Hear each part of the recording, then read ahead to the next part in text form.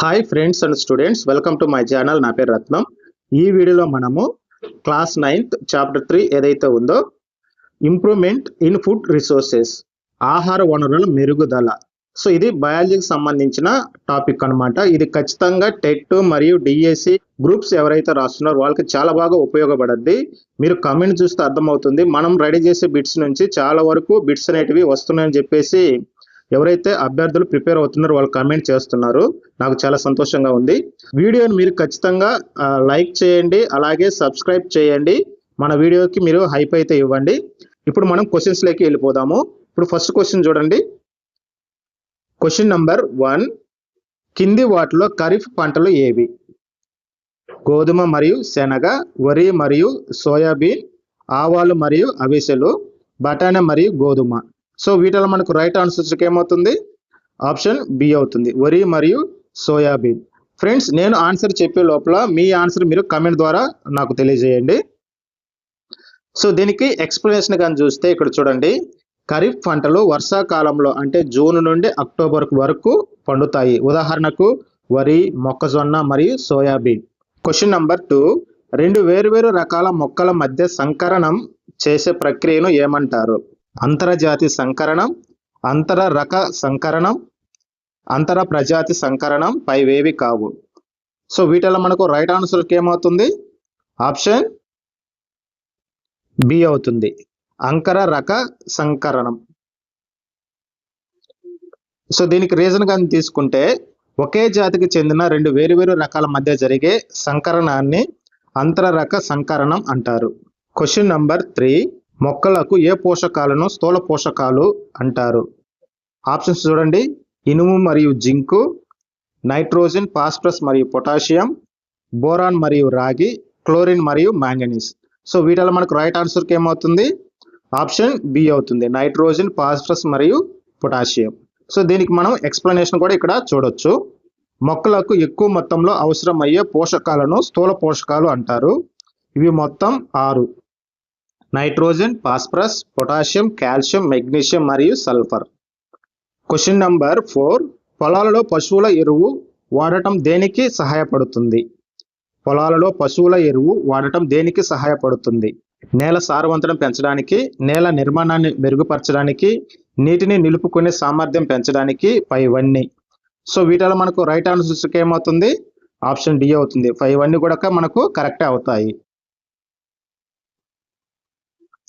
So దీనికి reason కానీ తీసుకుంటే, ఎరువులో సేంద్రియ పదార్థం ఎక్కువగా ఉంటుంది. ఇది నేల ఆరోగ్యాన్ని మెరుగుపరుస్తుంది మరియు పోషకాలను అందిస్తుంది.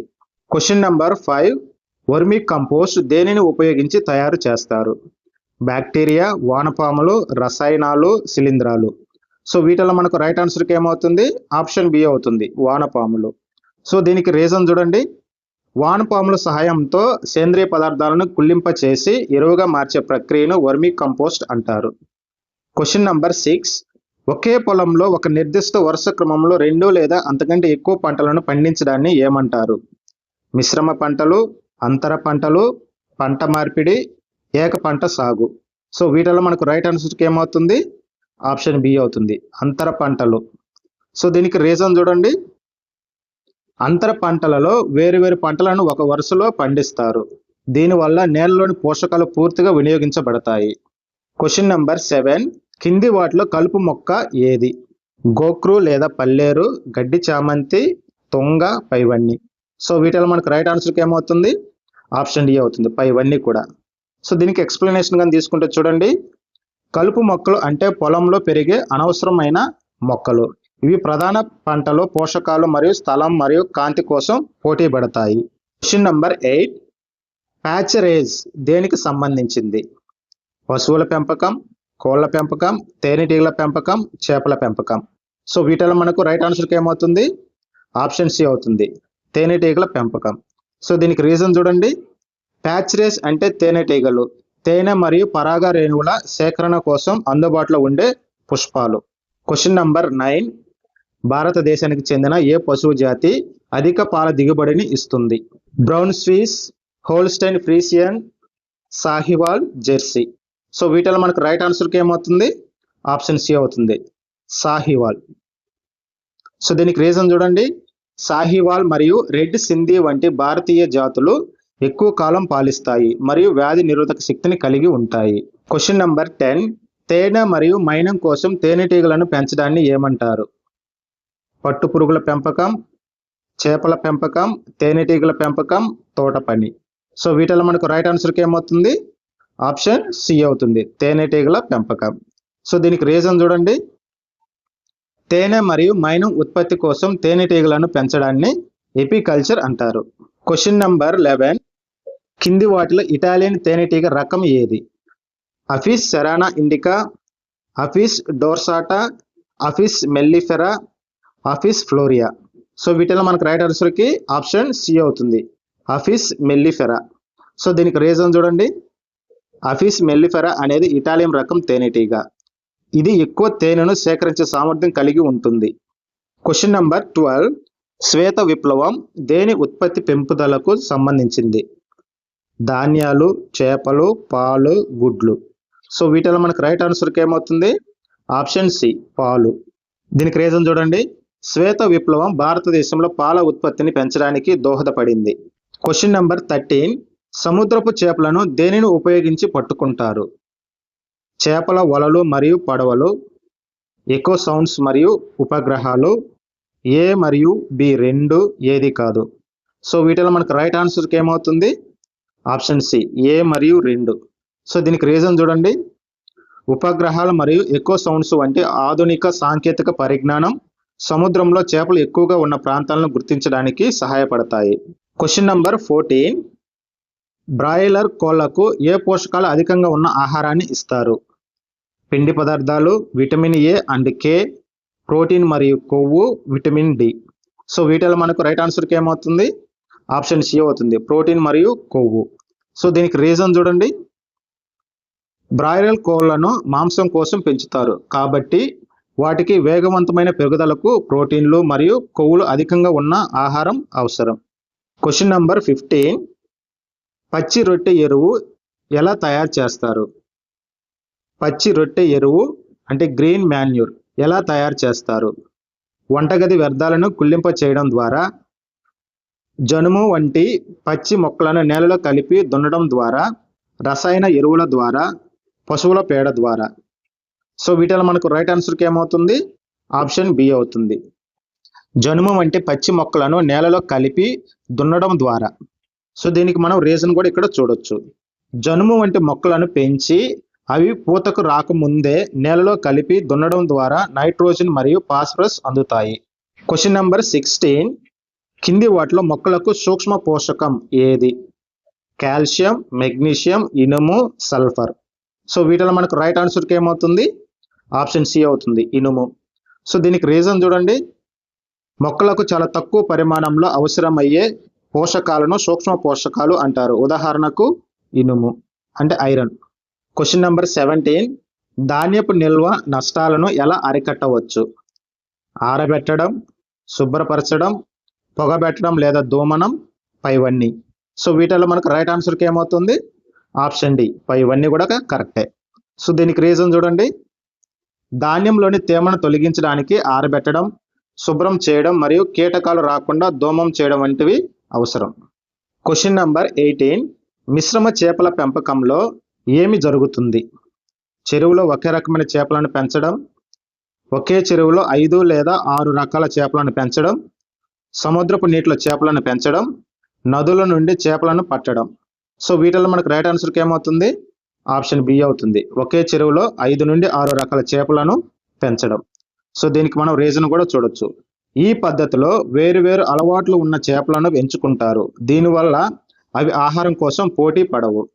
Question number 19. కోళ్ల పెంపకం దేనికోసం చేస్తారు? మాంసం కోసం మాత్రమే, గుడ్లు కోసం మాత్రమే, మాంసం మరియు గుడ్లు కోసం, ఈకల కోసం. సో వీటిలో మనకు రైట్ ఆన్సర్కి ఏమవుతుంది? ఆప్షన్ సి, మాంసం మరియు గుడ్ల కోసం. సో మనం దీని రీజన్ చూడొచ్చు. లేయర్లను గుడ్ల కోసం, బ్రాయిలర్లను మాంసం కోసం పెంచుతారు. Question number 20. యాసిల్ అనేది భారతదేశానికి చెందిన ప్రసిద్ధమైన ఏ జాతి? యాసిల్ అనేది భారతదేశానికి చెందిన ప్రసిద్ధమైన ఏ జాతి? పశువు, కోడి, చేప, తేనెటీగ. సో వీటిలో మనకు రైట్ ఆన్సర్కి ఏమవుతుంది? ఆప్షన్ బి కోడి. సో దీనికి రీజన్ చూడండి, ఆసిల్ అనేది భారతదేశపు స్వదేశీ కోడి జాతి. క్వశ్చన్ నంబర్ 21, మారికల్చర్ దేనికి సంబంధించింది? మంచినీటి చేపలు, సముద్రపు చేపలు, అంతర్భూమి మత్స్య సంపద, తేనె ఉత్పత్తి. సో వీటిలో మనం రైట్ ఆన్సర్ చూస్తే ఏమవుతుంది? ఆప్షన్ బి అవుతుంది, సముద్రపు చేపలు. సో దీనికి రీజన్ చూడండి, సముద్రపు చేపలు, రొయ్యలు మరియు ఆయిస్టర్ల పెంపకాన్ని మారికల్చర్ అంటారు. క్వశ్చన్ నంబర్ 22, పంట మార్పిడి దేనికి సహాయపడుతుంది? నేల కోతకు, నేల సారాన్ని పెంచడానికి, తెగులు నియంత్రించుటకు, బి మరియు సి రెండు. సో వీటిలో మనకు రైట్ ఆన్సర్కి ఏమవుతుంది? ఆప్షన్ డి, బి మరియు సి రెండు కూడా ఉపయోగపడతాయి. సో రీజన్ చూడండి, వేరువేరు పంటలను మార్చి మార్చి వేయడం వల్ల నేల సారం తగ్గదు మరియు తెగులు వ్యాప్తి అదుపులో ఉంటుంది. క్వశ్చన్ నంబర్ 23, పశుగ్రాసంలో రఫేస్ అంటే ఏమిటి?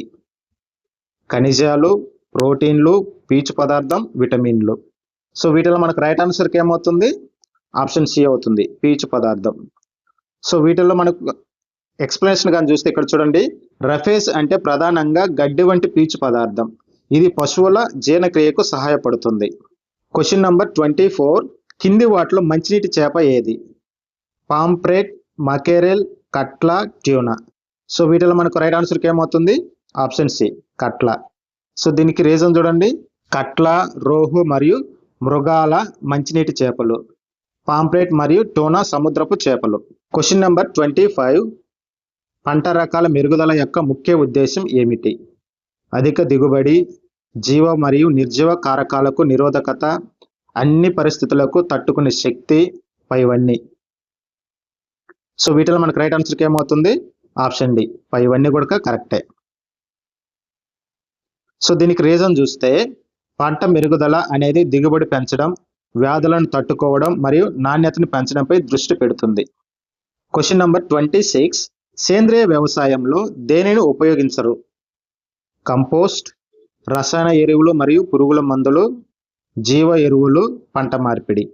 సో వీటిలో మనకు రైట్ ఆన్సర్కి ఏమవుతుంది?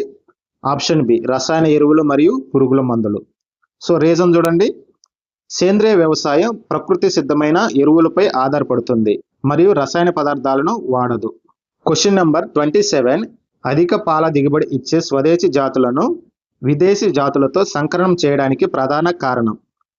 కొవ్వు శాతాన్ని పెంచడానికి, అధిక దిగుబడి మరియు వ్యాధి నిరోధక శక్తిని కలపడానికి, పశువుల రంగు మార్చడానికి, ఏది కాదు? సో వీటిలో మనకు రైట్ ఆన్సర్కి ఏమవుతుంది? ఆప్షన్ బి అవుతుంది, అధిక దిగుబడి మరియు వ్యాధి నిరోధక శక్తిని కలపడానికి. సో దీనికి రీజన్ చూడండి, విదేశీ జాతుల నుండి అధిక దిగుబడిని, స్వదేశీ జాతుల నుండి వ్యాధి నిరోధక శక్తిని పొందడానికి సంకరణం చేస్తారు. క్వశ్చన్ నంబర్ 28, తేనెటీగలు దేనిని తయారు చేయడానికి పూల నుండి మకరందాన్ని సేకరిస్తాయి? మైనం, తేనె, ప్రొపాలిస్, రాయల్ జెల్లీ.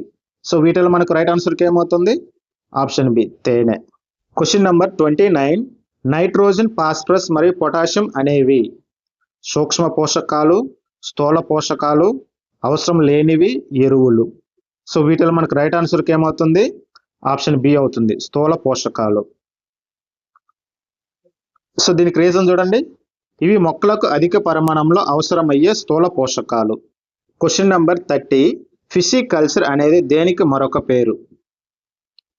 ముత్యాల పెంపకం, చేపల పెంపకం, రొయ్యల పెంపకం, పీతల పెంపకం. సో వీటిలో మనకు రైట్ ఆన్సర్కి ఏమవుతుంది? ఆప్షన్ బి అవుతుంది, చేపల పెంపకం. సో దీనికి రీజన్ చూడండి, నియంత్రిత వాతావరణంలో చేపలను పెంచడాన్ని ఫిషికల్చర్ అంటారు. క్వశ్చన్ నంబర్ 31, పశువులలో శిలీంధ్రాల వల్ల వచ్చే వ్యాధి ఏది? గాలికుంటు వ్యాధి, ఆంథ్రాక్స్, తామర, రెండివర్ ఫెస్ట్. వీటిలో మనకు రైట్ ఆన్సర్కి ఏమవుతుంది? ఆప్షన్ సి, తామర. సో దీనికి రీజన్ చూడండి, తామర అనేది పశువుల చర్మంపై వచ్చే శిలీంధ్ర వ్యాధి, గాలికుంటు వ్యాధి వైరస్ వల్ల, ఆంథ్రాక్స్ బ్యాక్టీరియా వల్ల వస్తాయి. క్వశ్చన్ నంబర్ 32, బర్సిమ్ మరియు ఓట్స్ వంటి పశుగ్రాస పంటలను ఎందుకు పండిస్తారు? మనుషుల ఆహారం కోసం, పశువుల మేత కోసం, నూనె ఉత్పత్తి కోసం, మందుల తయారీ కోసం. సో వీటిలో మనకు రైట్ ఆన్సర్ వచ్చేసరికి ఏమవుతుంది? ఆప్షన్ బి అవుతుంది, పశువుల మేత కోసం. సో దీనికి రీజన్ చూడండి, పశువులకు పోషక విలువలున్న ఆహారాన్ని అందించడానికి పశుగ్రాస పంటలను సాగు చేస్తారు. Question number 33. భారతీయ తేనెటీగ శాస్త్ర నామం ఏమిటి? భారతీయ తేనెటీగ శాస్త్రీయ నామం ఏమిటి? Apis mellifera, Apis cerana indica, అఫిస్ dorsata, Apis florea. So వీటిలో మనకు రైట్ ఆన్సర్కి ఏమవుతుంది? ఆప్షన్ బి అవుతుంది, అఫిస్ సెరానా ఇండికా. సో దీనికి రీజన్ చూడండి, అఫిస్ సెరానా ఇండికా అనేది భారతీయ తేనెటీగ యొక్క శాస్త్రీయ నామం. Question number 34. నీలి విప్లవం అంటే ఏమిటి? నీలి విప్లవం అంటే ఏమిటి? Blue revolution. నీలి మందు ఉత్పత్తి పెంపుదల, చేపల ఉత్పత్తి పెంపుదల, నీటి సంరక్షణ, అంతరిక్ష పరిశోధన. సో వీటిలో మనకు రైట్ ఆన్సర్కి ఏమవుతుంది? ఆప్షన్ బి, చేపల ఉత్పత్తి పెంపుదల. సో దీనికి రీజన్ చూడండి, చేపలు మరియు ఇతర సముద్ర ఉత్పత్తుల ఉత్పత్తిని వేగంగా పెంచడాన్ని నీలి విప్లవం అంటారు. Question number 35. ఒకే భూమిలో ముందుగా నిర్ణయించుకున్న క్రమంలో వేరు వేరు పంటలను పండించడాన్ని ఏమంటారు? మిశ్రమ పంటలు, అంతర పంటలు, పంట మార్పిడి, సాంద్ర వ్యవసాయం. వీటిలో మనకు రైట్ ఆన్సర్కి ఏమవుతుంది? ఆప్షన్ సి అవుతుంది, పంట మార్పిడి. దీనికి రీజన్ గా తీసుకుంటే చూడండి, ఒక పంట వాడిన పోషకాలను నేల తిరిగి పొందేలా చేయడాన్ని పంట మార్పిడికి సహాయపడుతుంది. Question number 36. కింది వాటిలో పశువులకు ఇచ్చే గాఢ ఆహారం ఏది? గడ్డి, ధాన్యాలు మరియు పప్పు చెక్కలు, ఎండుగడ్డి, నీరు. సో వీటిలో మనకు రైట్ ఆన్సర్స్కి ఏమవుతుంది? ఆప్షన్ బి అవుతుంది, ధాన్యాలు మరియు పప్పు చెక్కలు. సో దీనికి రీజన్ చూడండి, గాఢ ఆహారంలో పీచు తక్కువగా ఉంటుంది, కానీ ప్రోటీన్లు మరియు ఇతర పోషకాలు ఎక్కువగా ఉంటాయి. Question number 37. కోళ్లకు వేటి ద్వారా వ్యాధులు వచ్చే అవకాశం ఉంది? వైరస్, బ్యాక్టీరియా, శిలీంధ్రాలు, పైవన్నీ. సో వీటిలో మనకు రైట్ ఆన్సర్కి ఏమవుతుంది? ఆప్షన్ డి, పైవన్నీ. సో దీనికి రీజన్ చూడండి, కోళ్లు వైరస్, బ్యాక్టీరియా మరియు శిలీంధ్రాల వల్ల కలిగే వివిధ వ్యాధులకు గురవుతాయి. Question number 38. ధాన్యపు నిల్వ ఏ నిర్జీవ కారకాల వల్ల దెబ్బతింటుంది? కీటకాలు మరియు ఎలుకలు, బ్యాక్టీరియా మరియు శిలీంధ్రాలు, తేమ మరియు ఉష్ణోగ్రత, పక్షులు. సో వీటిలో మనకు రైట్ ఆన్సర్కి ఏమవుతుంది? ఆప్షన్ సి అవుతుంది, తేమ మరియు ఉష్ణోగ్రత. సో దీనికి రీజన్ కానీ తీసుకుంటే చూడండి, తేమ మరియు ఉష్ణోగ్రత నిర్జీవ కారకాలు, కీటకాలు మరియు బ్యాక్టీరియా జీవ కారకాలు. Question number 39. లాక్టేషన్ పీరియడ్ అనగా గర్భధారణ సమయం, బిడ్డ పుట్టిన తర్వాత పాలు ఇచ్చే కాలం, సంయోగ సమయం, పశువుల జీవిత కాలం. సో వీటిలో మనకు రైట్ ఆన్సర్కి ఏమవుతుంది? ఆప్షన్ బి అవుతుంది, బిడ్డ పుట్టిన తర్వాత పాలు ఇచ్చే కాలం. సో దీనికి రీజన్ చూడండి, పశువులు పాలు ఇచ్చే కాలాన్ని లాక్టేషన్ పీరియడ్ అంటారు, చాలా ఇంపార్టెంట్ ఇది. Question number 40. కలుపు మొక్కల జీవ నియంత్రణ కోసం దేనిని ఉపయోగిస్తారు? పురుగు మందులు, కీటకాలు మరియు నిర్దిష్ట జీవులు, నాగలి, పంట. సో వీటిలో మనకు రైట్ ఆన్సర్కి ఏమవుతుంది? ఆప్షన్ బి, కీటకాలు మరియు నిర్దిష్ట జీవులు. సో దీనికి రీజన్ చూడండి, రసాయనాలు లేకుండా కలుపు మొక్కల సహజ శత్రువులను ఉపయోగించి వాటిని నాశనం చేయడాన్ని జీవ నియంత్రణ అంటారు. అంటే కీటకాలు వంటి వాటిని ఉపయోగించి వాటిని కంట్రోల్ చేయడాన్ని జీవ నియంత్రణకారులు అంటారు. Question number 41. రైతులకు తేనెటీగలు ఎందుకు ఉపయోగపడతాయి? అవి తెగుళ్లను తింటాయి, అవి పరాగ సంపర్కంలో సహాయపడతాయి, అవి ఎరువును ఇస్తాయి, అవి పక్షులను దూరంగా ఉంచుతాయి. సో వీటిలో మనకు రైట్ ఆన్సర్కి ఏమవుతుంది? అవి పరాగ సంపర్కంలో సహాయపడతాయి. దీనికి రీజన్ చూడండి, తేనెటీగలు పరాగ సంపర్కానికి సహాయపడతాయి, తద్వారా పంట దిగుబడి మెరుగుపడుతుంది. Question number 42. అంతర్భూమి మత్స్య సంపద అంటే లోతైన సముద్రంలో చేపల వేట, కాలువలు, చెరువులు మరియు నదులలో చేపలు పట్టడం, ట్యాంకుల్లో మాత్రమే చేపలను పెంచడం, చేపలను ఎగుమతి చేయడం. సో వీటిలో మనకు రైట్ ఆన్సర్కి ఏమవుతుంది? ఆప్షన్ బి అవుతుంది, కాలువలు, చెరువులు మరియు నదులలో చేపలు పట్టడం. సో దీనికి రీజన్ చూడండి, కాలువలు, చెరువులు, రిజర్వాయర్లు మరియు నదులు వంటి మంచినీటి వనరులలో చేపల పెంపకాన్ని అంతర్భూమి మత్స్య సంపద అంటారు. Question number 43. చెరువు ఉపరితలంపై ఆహారం తీసుకునే చేప ఏది? చెరువు ఉపరితలంపై ఆహారం తీసుకునే చేప ఏది? రోహు, కట్ల, మృగాల, కామన్ కార్ప్. వీటిలో మనకు రైట్ ఆన్సర్ ఏమవుతుంది? ఆప్షన్ బి అవుతుంది, కట్ల. సో దీనికి రీజన్ చూడండి, మిశ్రమ చేపల పెంపకంలో కట్ల ఉపరితలంపై, రోహు మధ్య భాగంలో, మృగాల అడుగు భాగంలో ఆహారం తీసుకుంటాయి. Question number 44. ఎరువుల అధిక వినియోగం దేనికి దారితీస్తుంది? నేల చౌడు బారడం, లేదంటే క్షార గుణం పెరగడం, నీటి కాలుష్యం, దీర్ఘకాలంలో నేల సారం తగ్గడం, పైవన్నీ. సో వీటిలో మనకు రైట్ ఆన్సర్కి ఏమవుతుంది? ఆప్షన్ డి, పైవన్నీ కూడా కారణాలు అవుతాయి. సో దీనికి రీజన్ చూడండి. ఎరువులు తక్షణ దిగుబడి ఇచ్చినప్పటికీ వాటి అధిక వాడకం పర్యావరణానికి మరియు నేలకు హాని చేస్తుంది. Question number 45. దేశ ఆహార సమస్యను పరిష్కరించడానికి కింది వాటిలో ఏది అవసరం? ఉత్పత్తి మరియు నిల్వను పెంచడం, ప్రజలకు ఆహారం సులభంగా అందుబాటులో ఉంచడం, ఆహారం కొనడానికి ప్రజల దగ్గర డబ్బు ఉంచడం, పైవన్నీ. సో వీటిలో మనకు రైట్ ఆన్సర్కి ఏమవుతుంది? ఆప్షన్ డి, పైవన్నీ కూడా అవసరమే. సో దీనికి రీజన్ చూడండి. ఆహార భద్రత అనేది ఆహారం లభించడం, అందరికీ అందడం మరియు కొనే శక్తి ఉండడంపై ఆధారపడి ఉంటుంది. Question number 46. ఎన్పికే అంటే ఏమిటి? నైట్రోజన్, భాస్వరం, పొటాషియం, నియాన్, భాస్వరం, krypton, nitrogen, potassium, calcium, nitrogen, Palladium, potassium. So వీటిలో మనకు రైట్ ఆన్సర్కి ఏమవుతుంది? ఆప్షన్ ఏ అవుతుంది, నైట్రోజన్, భాస్వరం, పొటాషియం. సో దీనికి రీజన్ చూడండి. ఇవి మొక్కలకు అవసరమైన 3 ప్రధాన స్థూల పోషకాలు. Question number 47. తేనెటీగల పెంపకం తక్కువ పెట్టుబడితో కూడిన పని ఎందుకంటే? తేనెటీగల పెంపకం తక్కువ పెట్టుబడితో కూడిన పని ఎందుకంటే తేనెటీగలు తమ ఆహారాన్ని తామే వెతుక్కుంటాయి. దీనికి ఎక్కువ స్థలం అవసరం లేదు. వ్యవసాయంతో పాటు దీనిని చేయవచ్చు, పైవన్నీ. సో వీటిలో మనకు రైట్ ఆన్సర్కి ఏమవుతుంది? ఆప్షన్ డి, పైవన్నీ కూడా కరెక్టే. సో దీనికి రీజన్ చూడండి. తక్కువ స్థలం, తక్కువ ఖర్చుతో రైతులు అదనపు ఆదాయం కోసం తేనెటీగలను పెంచవచ్చు. Question number 48. మిశ్రమ పంటల సాగు అంటే 2 పంటలను వరుసలలో పండించడం, నిర్దిష్ట వరుసలో లేకుండా ఒకేసారి 2 లేదా అంతకంటే ఎక్కువ పంటలను పండించడం, పంటలు మరియు చెట్లను కలిపి పెంచడం, పైవేవి కాదు. సో వీటిలో మనకు రైట్ ఆన్సర్కి ఏమవుతుంది? ఆప్షన్ బి అవుతుంది, నిర్దిష్ట వరుసలో లేకుండా ఒకేసారి 2 లేదా అంతకంటే ఎక్కువ పంటలు పండించడం. సో దీనికి రీజన్ చూడండి. పంట పూర్తిగా నష్టపోకుండా ఉండటానికి 2 రకాల విత్తనాలను కలిపి చల్లడాన్ని మిశ్రమ పంటల సాగు అంటారు. Question number 49. పచ్చి రొట్టె ఎరువు వాడటం వల్ల కలిగే ప్రయోజనం ఏమిటి? నేలకు నైట్రోజన్ మరియు ఫాస్ఫరస్లను అందిస్తుంది, అన్ని కీటకాలను చంపుతుంది, పంటను 1 రోజులో పెంచుతుంది, ఇది చాలా ఖరీదైనది. సో వీటిలో మనకు రైట్ ఆన్సర్కి ఏమవుతుంది? ఆప్షన్ ఏ అవుతుంది, నేలకు నైట్రోజన్ మరియు ఫాస్ఫరస్ను అందిస్తుంది. సో దీనికి రీజన్ చూడండి. పచ్చి రొట్టె మొక్కలు కుళ్ళిపోయి నేలకు సహజంగా పోషకాలను అందిస్తాయి. Question number 50. రౌండ్ వార్మ్ అనేది పశువుల డాష్లో ఉండే అంతర పరాన్నజీవి. కాలేయం, జీర్ణాశయం మరియు ప్రేగులు, చర్మం, ఊపిరితిత్తులు. సో వీటిలో మనకు రైట్ ఆన్సర్కి ఏమవుతుంది? ఆప్షన్ బి అవుతుంది, జీర్ణాశయం మరియు ప్రేగులు. సో దీనికి రీజన్ చూడండి.